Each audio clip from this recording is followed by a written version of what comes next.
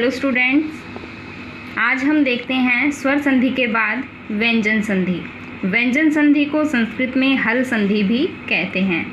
व्यंजन को हल भी बोलते हैं। तो व्यंजन संधि और हल संधि एक ही है।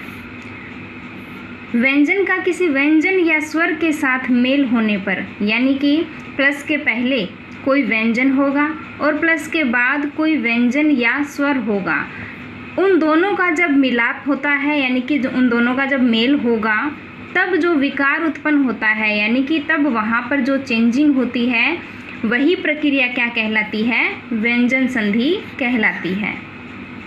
तो यह है व्यंजन संधि। इसमें भी सबसे पहले हम देखेंगे शचुत्व व्यंजन संधि। शचुत्व व्यंजन संधि। शचुत्व क्या है? जब स या त वर्ग क्या होता है? मैंने आपको वर्ण ज्ञान में बताया था कि वर्ग क्या होते हैं। त वर्ग में कौन कौन से आएंगे? ये पांचों वर्ण आएंगे। कौन कौन से? त, थ, द, ध और न, ये आते हैं त वर्ग में। तो प्लस के पहले हमें क्या मिलेगा? स या त वर्ग, यानी कि इन पांचों वर्णों में से एक कोई वर्ण मिलेगा। इसके बाद या पहले, यानी कि स या त वर्ग के बाद में या पहले हमें क्या वर्ण मिलेंगे? श मिलेगा या च वर्ग मिलेगा। च वर्ग यानी कि च, छ, ज, झ और ञ, ये हमें मिलेंगे। ऐसी स्थिति होने पर क्या करना है? स को बनाना है श। चेंज कैसे करेंगे? स को बनाएंगे श। त वर्ग को बदलेंगे च वर्ग में। कैसे बदलेंगे वो देखते हैं। प्लस के पहले या बाद में, ये वाले जो वर्ण हैं ये प्लस के पहले या बाद में मिलेंगे। और प्लस के पहले ज़्यादातर इनका चांस होता है कि प्लस के ये पहले ही मिलते हैं, लेकिन ये कहता है कि ये बाद में भी मिल सकते हैं और पहले भी मिल सकते हैं। इस बात का ध्यान रखना है, क्योंकि आसपास, प्लस के आसपास ये ही वर्ण होने चाहिए। कौन कौन से? त वर्ग और श, च वर्ग। ऐसी स्थिति होने पर हमें क्या करना है? स को बना देना है श। त वर्ग को बदलना है च वर्ग में, यानी त वर्ग का जब यहाँ पे त वर्ण आ जाएगा तो हमें च बनाना है। यानी त वर्ग का अगर पहला वर्ण आया है तो हमें उसके स्थान पर च वर्ग का पहला ही वर्ण प्रयोग में लेना है। अगर त वर्ग का यहाँ पे थ आ जाता है, यानी कि दूसरा वर्ण आ जाता है, तो हमें यहाँ च वर्ग का दूसरा वर्ण प्रयोग में लाना है, यानी थ के स्थान पर आएगा छ। फिर है त वर्ग का अगर तीसरा वर्ण हमें दिखाई देता है तो उसको हम चेंज करेंगे ज में। अगर त वर्ग का चौथा वर्ण आ जाता है ध, तब हमें इसको चेंज करना है झ में। अगर त वर्ग का यहाँ पांचवा वर्ण आता है न, जो कि नासिका वर्ण है, नासिका से बोला जाने वाला वर्ण है, ये न आएगा, तब हमें इसको चेंज करना है य में। ठीक है, इस बात का ध्यान रखना है। कुछ एग्जाम्पल्स देखते हैं इसके। अब एग्जाम्पल्स देखिए इसके। सत, चित, जैसा कि पहले हमने पढ़ा था अभी कि प्लस के पहले हमें क्या मिलेगा? त वर्ग या स मिलेगा।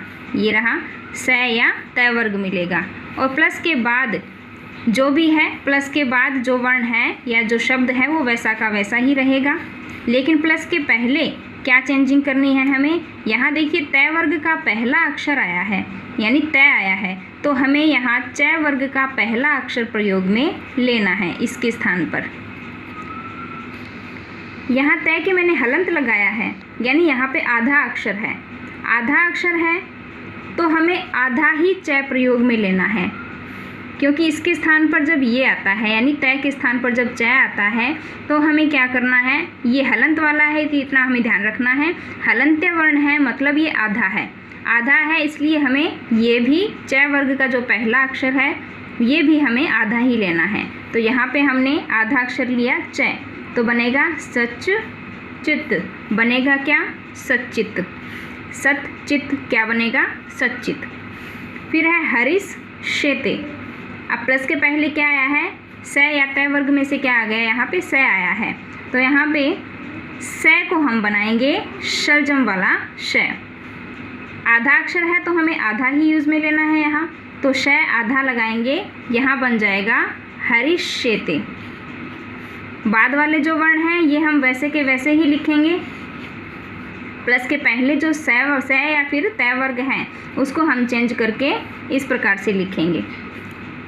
आगे है रामस च, प्लस के पहले आ गया स, इसको हम बनाएंगे शलजम वाला आधा श, तो बनेगा रामश्च।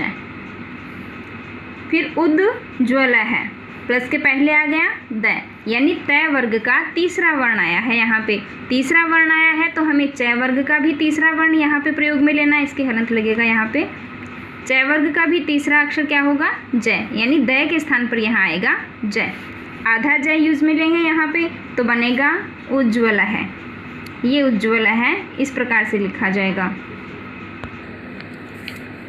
फिर देखिए रामस चिनोती, प्लस के पहले है स, इसको हमने बनाया शलजम वाला आधा श, तो क्या बनेगा रामस चिनोती, जिसको इस प्रकार से हम लिखेंगे रामस चिनोती।